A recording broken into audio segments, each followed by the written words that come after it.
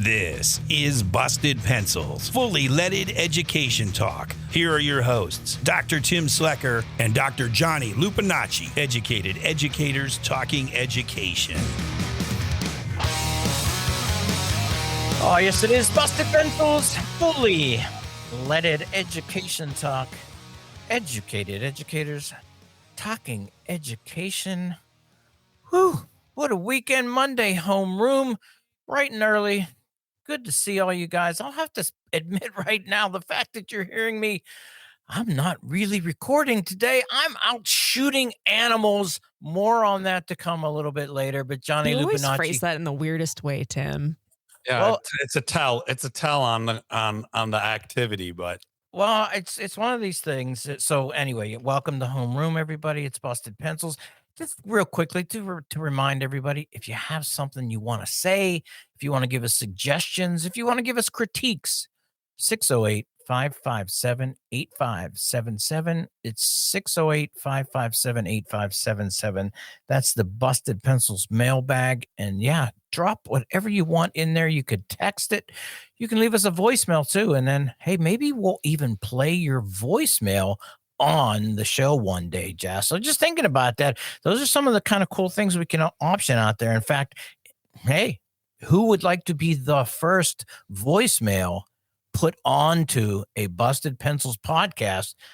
Hey, make sure you give us a really cool message. Maybe that could be you. How about putting Johnny and Jess on the spot for that one right there? Yeah. I could see Johnny must have just sent Jess a text. Uh-huh. Tim pitching things that we're not sure that we can do. Thanks, Tim. Well, we'll put it out there. No, it is. Yeah. So, okay. So when I talk about deer hunting, because that's what I'm talking about, we'll just put it out there. I'm one of these guys, like, people talk about hunting in the frame of farming, and they'll say, I harvested my deer.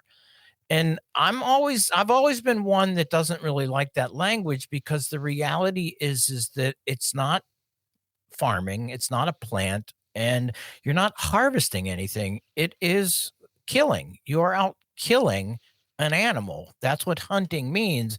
And so when I put it out there, and in fact, an author, Ted Karasote, a naturalist and hunting author, was one who really made me think hard about that the language we use is that we should be honest and accurate about what it is that we're talking about by hunting, because the reality is that we are making a choice to potentially kill another animal.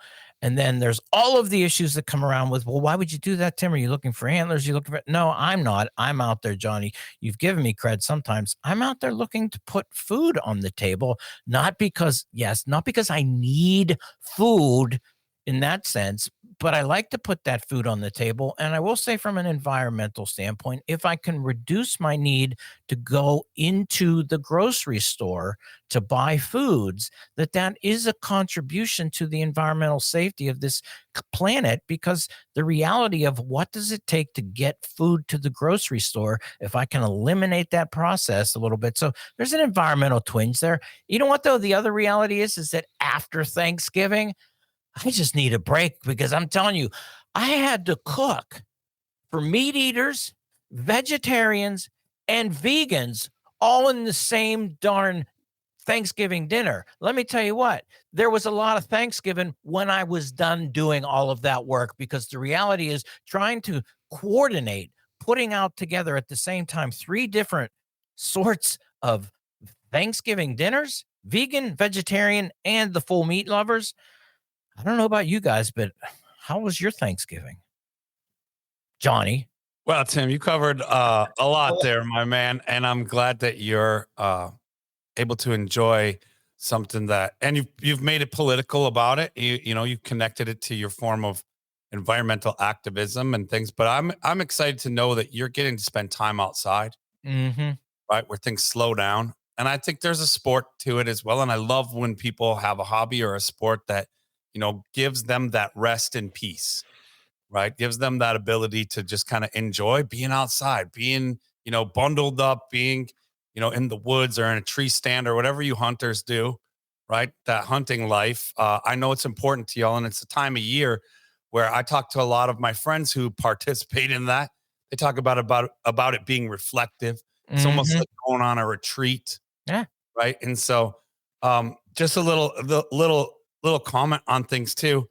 I always find it interesting because this is the literal in me. You remember, I don't pick up the sarcasm.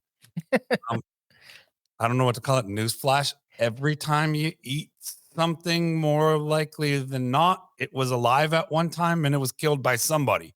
Okay. So hunters, like, they get like, hey, I killed this. You know, like, well, the burger I had this afternoon was also killed by somebody. Yes, it was. You know, and like, and so, and vegetarians and vegans out there, like that broccoli had life too. I know it's not, maybe not sentient, but you know, you're some broccoli killers. So stop everybody trying to be like, well, I don't kill things. Like, if you ate it and it was once alive, somebody killed it.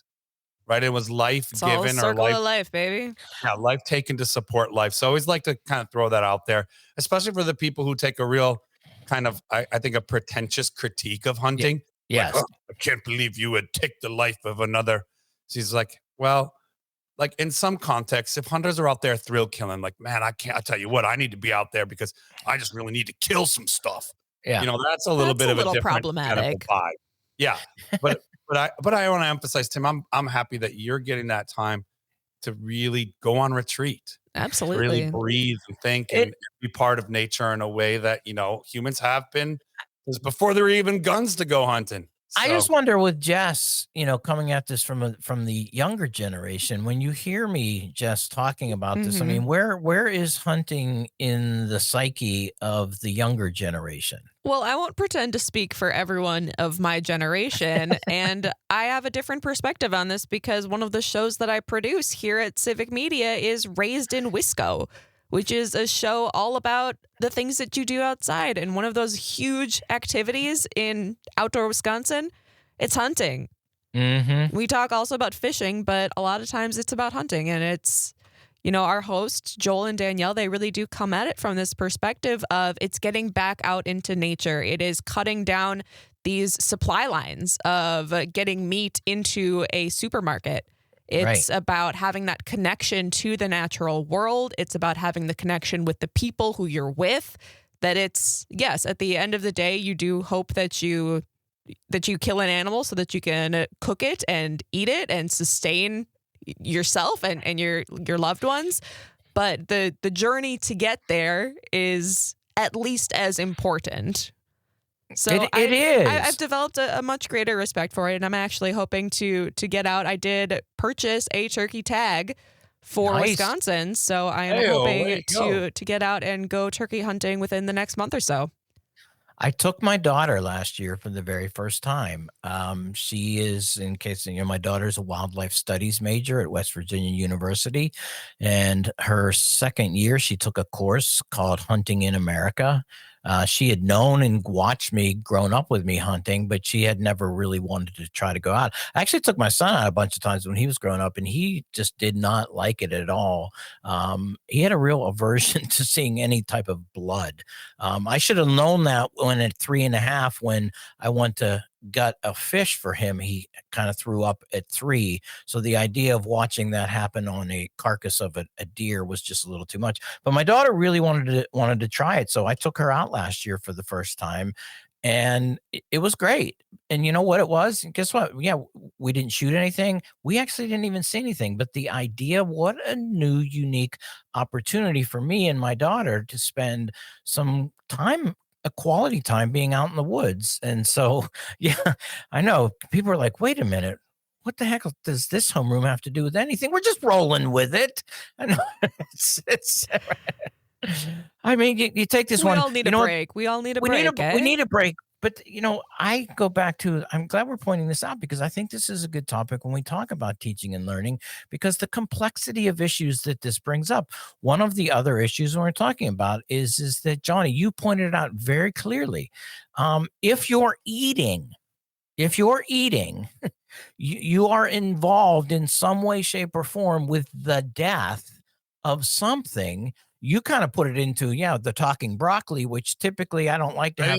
No, I know, just no, but what I was saying, the other part of that is that if you're a supermarket vegetarian, understand that those vegetables in the process of getting to the grocery store, they're trucked. And in those trucks do destroy animals. There's death there. It's not that it's just trying to keep this centered in what does it mean for us to exist on this planet? We have to eat. Some form of eating has some kind of connection to some form of death. Farming itself takes away habitat that results in the death of animals. So growing and just going with vegetarian, that is just to keep this in perspective. I'm not now going out and saying, look at all of you vegetarians, you're just as bad at killers as anybody. It's just realizing how we have these conversations. Reminds me of the episode we did with Kevin Kumashiro just a little bit ago, where we got to start having these conversations around complex issues with our neighbors. And you know what? This is not all that hardcore political, but just think of the content of terrain we're kind of covering here in this segment, Johnny. And I cut you off about your talking broccoli that you didn't say, I did.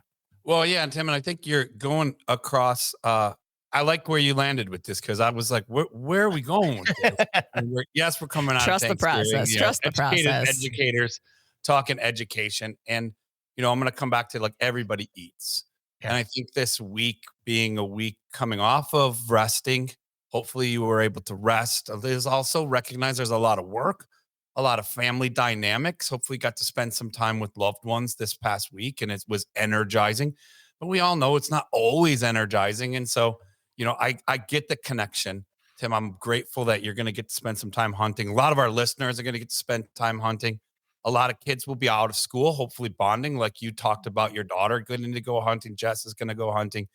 But, it connected us with this context of everybody eats. Mm-hmm. And as teachers, we teach about human life in a particular way that doesn't always recognize those complex and interrelated ways that life is often like taking life is necessary to support life. Right. And so that's where I get around like the broccoli, while it might not be sentient or have a language that we know particularly as sort of like utterances and sounds. We do actually have scientific evidence of plant languages, but I'm just saying the idea that it is alive, right? It is life. And you touched on this, that, if we're really interested in connecting curriculum, and it's a good shout out there for like how social studies, science, English language, arts, math all come together. Remember, Tim, at a distant, not too long ago, but feeling more and more distant these days, I had a garden classroom, right? And so in Detroit, we had a local food economy classroom. And so we were learning all of our subject matters through like growing food. And there were a lot of conversations around what did it mean to have a local and sustainable food system and a strong economic connection to that, and a strong awareness and knowledge of where our food came from and the life contributing to the labor and the life contributing to all of our health, right? And so that was students, choosing to raise tilapia, but also, choosing to, use aquaponics and hydroponics to grow local tomatoes and to get composts and to have all kinds of things. And Tim, I will say also, it's again, the literal part of me and the science teacher in me, when we start to say, well, if you eat meat, you kill things. Well, if you eat broccoli, you're killing things. It's like we are obsessed as a culture with like outing people for killing things. Meanwhile, if you're alive, even if you're not alive and you're decomposing somewhere, let's just get real literal. Oh my goodness. Stuff is living and dying within your ecology. So like in our tummies right now, all three of us sitting here smiling about this are warring colonies of bacteria. We are outnumbered so astronomically by the numbers of bacteria in our own bodies that we absolutely need in our bodies. But it's billions to our one. What a fun concept too for thinking about coming off Thanksgiving, Tim. It kind of caught Jess and I by, it's a little bit of a curveball because we had talked about, we love those Tim curveballs. And for all our teacher listeners out there about how, Thanksgiving was really the first breather since August, right? We go back to school and yes, there's Veterans Weekend. There's a couple of long weekends. There's, parent teacher conference things. There's teacher in-service. Nothing quite like the break that we get when we get to maybe hopefully watch football, share some food traditions, be around family, be around friends, right? Have that moment to breathe and take us into the next break, which is just a few weeks away. So now we're into the season of breaks for teaching. So we teach in small snapshots from here on out. So appreciate you all teachers for the hard work you put in, hoping that folks found rest. Hey, this week is going to be a great week. Tim, Jess, I'm thankful and grateful to be back at it with you both and to have had this fun conversation about the politics of food choices, as well as the cultural tradition of hunting that Tim carries forward with his family. Jess is hopping on. I love the outdoors. I will still abstain, not for any political reason other than I can't imagine a worse time for me than being with a gun outside and for fun looking for food. I'm like, these are all things I will honor that my friends enjoy, but I opt out of. I'll be, That's fair. snowboarding, hiking, snowshoeing, and reaping the benefits of all of your great hunting successes. Right? All right. No, Tim, I thank you, Johnny, on that. I know it was a curve. It was a Tim curve, as you guys pointed out. But coming Tim off bomb. We haven't had a good Tim bomb. well, I tried to stay away from the hard sarcasm that typically comes with a Tim bomb. But it's just coming off of Thanksgiving, as you said, Johnny, time of rest, and and I was thinking about this though too, John. It's also Thanksgiving is kind of a very intensified extra time off, and there is a lot of work, and a lot of people are doing a lot of things, and I know all the teachers out there who are either in one way, shape, or form thinking about Jeez. Oh, so you're laughing at the text that Johnny just put in the chat. I'll refer me, put it out there in a second. But I got to do it now. Sarcasm is the shrapnel of a Tim bomb. The shrapnel, you mean though, not shrapnel. That's him. I'm not actually. I news. Here's a slight confession. Math teacher and science teacher here, terrible at spelling. So I didn't. We all have our autocorrect it. I just strengths. went with it. You knew what I meant. I knew what you meant, but again, you know what? As much as we know people had a lot of work to do or a lot of time to rest, a lot of people had a lot of work to do. And Johnny, as you point out, though, too, now we're coming into that season of getting ready for the next, major Judeo-Christian holiday that occurs at a lot of people. When we're talking about Christmas, the reality of Christmas and how many people and what happens, though, it's a lot of. Oh, man, No, I'm not going there, guys. No, I'm not. Anyone who is watching the video just got to see Johnny and I just make faces. Because I said Christmas versus holiday season. Because you said Judeo-Christian and then you went into Christmas and it's Christian. That's just Christian. You just got to go hunting and reset, man. Okay. It just. And one of the things about this season, though, too, is just the mass consumerism and how we talk about that. And in fact, I am so happy that I was out on this day hunting and not spending my time on Cyber Monday scrolling and looking for deals, because that's the other reality here is that, man, we got to have conversations because there's what does consumerism do? And from an environmental standpoint, too many different things that are going on. But it's the holiday season that's approaching us, coming off of Thanksgiving. I am thankful too for the fact that I get to do this kind of work with two of the most incredibly awesome and favorite wonderful people. That would be Jess and Johnny. And I just want to say thank you to the two of you for being friends, hosts, professional. And the fact is that too, you can kind of work with a Tim bomb when they come off every so often without without yelling at me. So that's where you live for them. We're like, when is there going to be another good we Tim look bomb? forward to them. Well, I am thankful for your Tim bombs, Tim. I'm thankful for being able to spend time with you two educated educators and bust pencils 4 times a week. Oh, nice. You know what though? Here's not a Tim bomb, but it's time for a moment of Zen.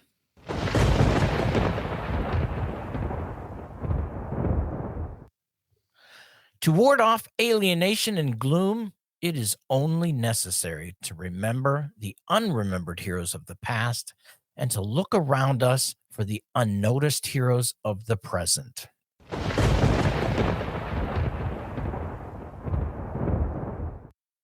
That's it for Homeroom, everybody. Thank you for hanging out, man. Make sure you hang around, though, for Wednesday classes in session, first downs and Friday nights, although there might be a new name coming up for what that's going on. And then Saturday, 1 hour of busted pencils across all of the Civic Media channels that you can get out there. Just download the Civic Media app. And everybody, Keep busting pencils.